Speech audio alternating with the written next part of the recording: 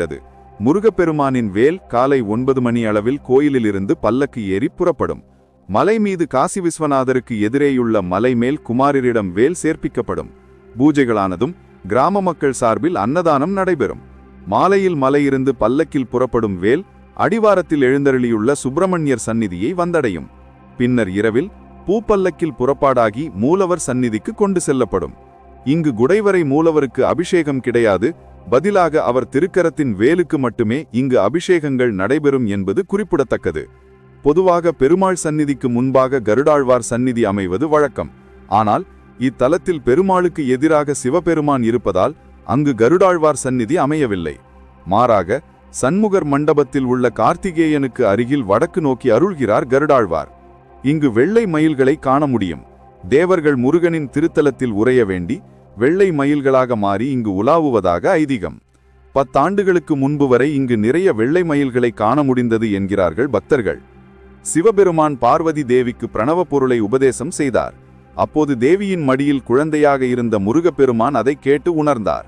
பின்பு குருவின் மூலம் கற்க வேண்டியதை இப்படி கேட்டது பாவம் என்று நினைத்த முருகப்பெருமான் இத்தலத்துக்கு வந்து சிவபெருமானை நினைத்து வழிபாடு செய்தாராம்.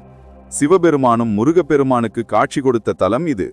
முருகனுக்கு காட்சி கொடுத்த சிவபெருமான் ஆதி சொக்கநாதராக சுப்பிரமணியர் ஆலயத்துக்கு எதிரேயே கோயில் கொண்டருள்கிறார்.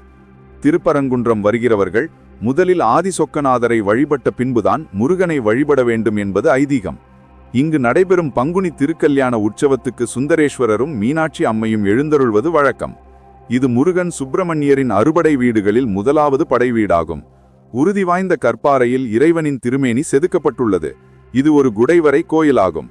இங்குள்ள குடைவரை கோயில்கள் 8ஆம் நூற்றாண்டில் பாண்டியர்களின் காலத்தவை என கணக்கிடப்படுகின்றன. ஐப்பசி மாத கந்தசஷ்டி விழா, தை மாத தெப்பத் திருவிழா, பங்குனி மாத பெருவிழா என 3 உற்சவ காலங்களிலும் இங்கு சூரசம்ஹார பெருவிழா நடைபெறுவது வழக்கம். மேலும் இத்தல முருகப்பெருமானுக்கு ஆடு, மயில், யானை, சேவல் என 4 வாகனங்கள் அமைந்திருப்பதும் சிறப்பு. முருகன் அசுரர்களை எதிர்த்து 3 இடங்களில் போர் புரிந்தார். கடலில் போர் புரிந்த தலம் திருச்செந்தூர், நிலத்தில் போர் புரிந்த இடம் திருப்பரங்குன்றம், விண்ணில் போர் புரிந்த தலம் திருப்போரூர். இதை மாயை அடங்கிய இடம் திருச்செந்தூர், கண்மம் அடங்கிய இடம் திருப்பரங்குன்றம், ஆணவம் அடங்கிய இடம் திருப்போரூர் என்பர் ஞானிகள். அறுபடை வீடுகளில் முதல் தலமான இந்த திருத்தலத்தை நக்கீரர், அருணகிரிநாதர், பாம்பன் சுவாமிகள், திருஞான சம்பந்தர், திருநாவுக்கரசர், சுந்தரர், மாணிக்கவாசகர் ஆகியோரால் பாடப்பட்ட தலம். இங்கு அருளும் சிவபெருமான் சத்தியகிரீஸ்வரர், பவளக்கனி வாய் பெருமாள், கற்பக விநாயகர், சுப்பிரமணியர், துர்க்கை அம்மன் ஆகிய 5 தெய்வங்களும் மூலஸ்தானத்தை ஒட்டிய ஒரே குடைவரையில் அருள்பாலிக்கின்றனர். பெரும்பாலும் முருக